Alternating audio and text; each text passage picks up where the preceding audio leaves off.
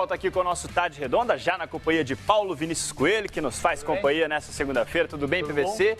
E já começo essa resenha falando sobre Thiago Maia, PVC. Seria uma boa para o Flamengo, 22 anos, jovem ainda, experiência fora do país, campeão olímpico ao lado do Gabigol, do Rodrigo Caio, já conhece algumas peças do elenco. Que tal para o Flamengo, Thiago Maia? Não, se acertar, ele jogou no Campeonato Francês, jogou um pouco no Champions League.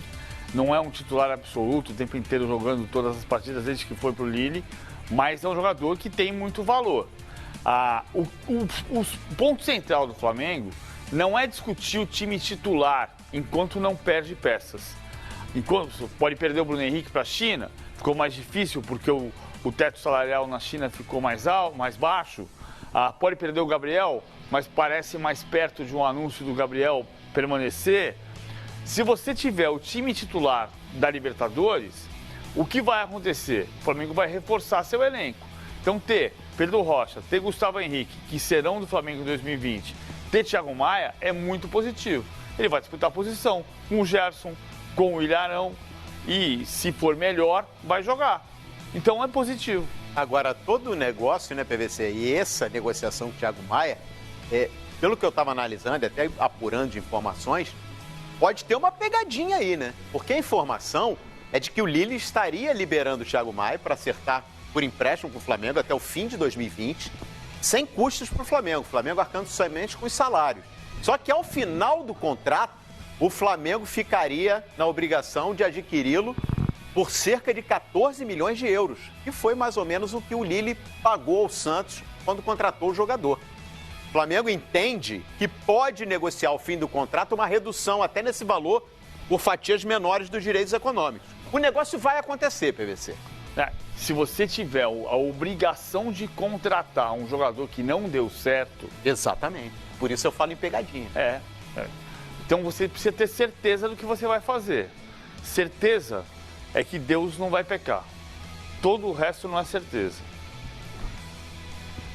E fica essa situação, né? Mas está muito bem encaminhado a situação do Thiago Maia com o Flamengo. O Flamengo, inclusive, há um otimismo muito grande nos bastidores que o Thiago Maia esteja na apresentação dia 13. Parte do grupo no dia 13, porque os titulares e os jogadores que estiveram em Doha no Mundial, eles só vão se apresentar no dia 23. Mas o Flamengo começa a sua preparação 10 dias antes com esses jogadores, né, que estarão aptos, por exemplo, Pedro Rocha. Esse jogador vai se apresentar ao CT em Urubu no dia 13. É um grupo que já vai começar a sua preparação antes dos titulares. Vamos chamar aqui para o papo também o Rodrigo Cassino, nosso companheiro, que está nos nossos estúdios lá em São Paulo. Já te dou as boas-vindas e boa tarde aqui no Tá de Redonda, já com esse primeiro destaque no nosso assunto aqui, Cassino. Thiago Maia, que você acompanhou muito aí no Santos, pintando no Flamengo, hein? Tá muito perto de um acerto, Cassino. Tudo bem? Boa tarde, Calheiros. Boa tarde, Álvaro. Boa tarde, PVC. Satisfação imensa estar com vocês, amigos do Tá de Redonda. Se ninguém sair, PVC falou da forma mais correta possível. Se ninguém sair, o Flamengo tem que qualificar o elenco. Até porque todo mundo sabe, a temporada 2020 do Flamengo não vai ser fácil. São várias competições. O Flamengo vai ser o time a ser batido, já é agora. Imagina no ano que vem. Vai ser sim o time a ser batido e tem a história da seleção brasileira. A seleção brasileira deve tirar jogadores do Flamengo em eliminatórias, em Copa América. Então o Flamengo, em algumas semanas importantes do ano, deve ter desfalques. Eu cito aqui, por exemplo, o Rodrigo Caio, é um cara que agrada muito ao Tite. O Rafinha, lateral direito, não foi para a Copa do Mundo, mas é um jogador numa posição carente em termos de seleção brasileira no futebol brasileiro. O Gerson, agrada o Tite. Arrascaeta, jogador de seleção do Uruguai, fora Bruno Henrique e fora o Gabigol, que são jogadores que estão sim no radar do Tite. Ou seja, importante para o Flamengo se manter nesse patamar tão alto, né? Como os torcedores sempre falam, conseguir boas contratações. O Thiago, belíssimo jogador, vai compor muito bem o meio-campo do Flamengo, assim como o Gustavo Henrique na zaga e o Pedro Rocha também no ataque. O Flamengo, na minha opinião, vai mais uma vez acertar a mosca. É isso, e quem também pintou, né, como alvo do Flamengo nesse final de semana foi o Guga, né? A gente falou do Thiago Maia, mas o Guga também pinta como um alvo do Flamengo e ele participou do Jogo das Estrelas organizado pelo Zico nesse fim de semana. aqui no Rio de Janeiro e falou sobre isso. Vamos ouvir o que disse o Guga. Recebeu o carinho dos flamenguistas aí, dos rubro-negros? Com certeza, graças a Deus, meu bom futebol, meu trabalho, estou sendo reconhecido, né, não só aqui, mas no Brasil inteiro, mas isso é grande fruto do meu trabalho que eu venho apresentando. Como seria vestir a camisa do Flamengo como jogador profissional? Cara, eu pertenço ao Galo, eu respondo aqui pelo Galo, então eu tenho contrato lá, isso aí é algo para deixar mais de fora. Quem cuida... Você sabe do interesse? Sim, mas isso aí quem cuida são meus empresários, né? Eu tô com a cabeça somente no Galo, na seleção, que a gente ainda tem um grande desafio agora no início do ano para classificar nossa seleção para as Olimpíadas, então no momento estou focado somente nisso.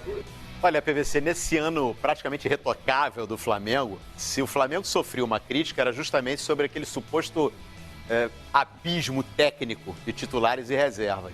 E a gente nota, Gustavo Henrique, que teoricamente vem para repor a saída, uma possível saída, uma provável saída do Rodolfo, você já encurta, né, a diferença técnica do titular para o reserva.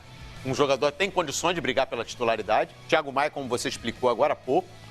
E o Guga, porque o Rodinei está acertado com o Internacional. Você está trocando aí o Rodinei, se vier o Guga, você encurta a distância técnica para o Rafinha. Em teoria, sim. Porque o Guga tem a mesma característica do Rodinei. Ele ataca bem e defende mal. Mas é uma tentativa de aprimorar. É uma tentativa de diminuir a distância. Ficou mais ou menos claro. É engraçado, porque a gente tem raciocínios muito definitivos, né? O Palmeiras é o melhor elenco do Brasil. De repente, o Flamengo é o melhor time. E você não precisa ter necessariamente o melhor elenco para ter o melhor time se o teu time jogar todo o jogo, como aconteceu com o Jorge Jesus. E não quer dizer que isso vai ser receita pronta para todos os próximos anos.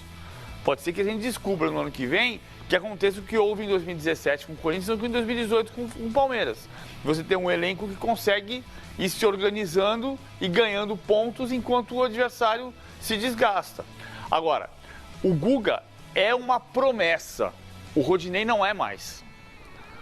Ninguém acredita mais no Rodinei. E no Guga se observa... Só no Internacional. Porque o Rodrigo Caetano contratou o Rodinei para o Flamengo e para o Internacional.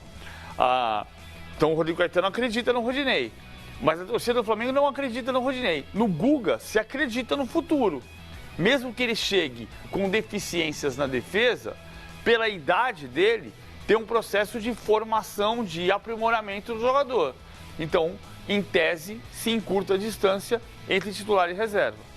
Bom, e pelo ano maravilhoso que o Flamengo fez em 2019, o torcedor já começa a sonhar, né? E a gente coloca a discussão, será que o Flamengo pode dominar o futebol brasileiro como o Bayern faz na Alemanha, por exemplo, um time com muito poder de mercado e com domínio técnico também? Esse é o assunto do nosso Esquadrão Fox de hoje, olha só.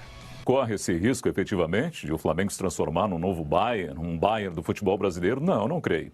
Acho que no futebol brasileiro, na América do Sul em especial, a configuração, a forma como o futebol é tratado e é gerido é diferente. E não vejo, nesse primeiro momento, esse risco, esse perigo para os outros clubes de que o Flamengo venha se tornar um Bayern no futebol brasileiro, futebol sul-americano. Na minha concepção de futebol, de entendimento de futebol no Brasil e na América, isso não vai acontecer, pelo menos não agora. Muito difícil prever o futuro. O Bayern de Munique domina o futebol alemão há tanto tempo. Se transformou numa grande potência, também pela estabilidade administrativa, também por uma sequência de temporadas e vou até ampliar, de décadas com o mesmo padrão administrativo. Impossível dizer que vai ser assim no Flamengo. Que o Flamengo vai manter essa estrutura política, estrutura administrativa por 10, 20, 30 anos, não sei. Não sei, é um momento hoje. O Flamengo passou por uma revolução a partir de 2013, trocou a diretoria, mas com muitos nomes que começaram a participar dessa revolução. Mas daqui para frente, como é que vai ser essa conjunção política? Ali dentro, os nomes continuarão trabalhando em conjunto ou um deles vai querer ser o presidente ali na frente, no próximo mandato, de repente sai. A gente não sabe. Existe historicamente no futebol brasileiro instabilidade política nos clubes. Se o Flamengo conseguir se equilibrar nessa compreensão interna de que é melhor para o clube que haja uma continuidade, que haja um equilíbrio, que os dirigentes coloquem a entidade acima dos seus interesses pessoais, pode ser que sim, pelo potencial que o Flamengo tem de ser uma grande torcida, por hoje estar com uma boa quantidade de dinheiro, esse dinheiro chama dinheiro, isso tudo pode ajudar o Flamengo a se transformar num grande clube que domine o futebol brasileiro, mas aqui a gente tem outros clubes também com esse potencial. Então, vamos com muita calma. Nesse momento o Flamengo tem uma estrutura, tem um time e tem dinheiro para ser dominante em 2020. Primeiro a gente tem que ver se vai conseguir ser em 2020 para depois projetar isso a médio e longo prazo. Galera, dar esse título de o novo Bayern de Munique do futebol brasileiro para o Flamengo é prematuro. Evidente que a campanha de julho para cá, no segundo semestre, ela foi retocável, um planejamento sensacional, contratações que se encaixaram da melhor forma possível, né? Aquele time titular do Flamengo, avassalador, isso aí é para aplaudir, é para reverenciar, é exatamente para exaltar. Mas a temporada começa com o Campeonato Carioca, a temporada começa com Copa do Brasil, Campeonato Brasileiro longo. É uma questão muito complexa ainda para garantir, ou pelo menos ter um pensamento futuro, achando que o Flamengo pode ser o avassalador de títulos das próximas 5, 6 temporadas, como foi o Bayern de Munique na Alemanha, ou até, se você for para a Itália, a Juve, a Juventus. Então, não acho que seja mais ou menos por aí, porque nós temos clubes que têm qualidade, que têm bons técnicos, que estão se reforçando. Se você pensar num Grêmio, um Palmeiras com Luxemburgo, o próprio Atlético Paranaense, que tem uma base muito boa, né? Campeão da Copa do Brasil, campeão sul-americano, ainda num período de invencibilidade desde que o Thiago deixou o clube. Então, é prematuro. Agora, não dá para negar, né? A grande força do futebol brasileiro a ser batida em 2020 é o Flamengo.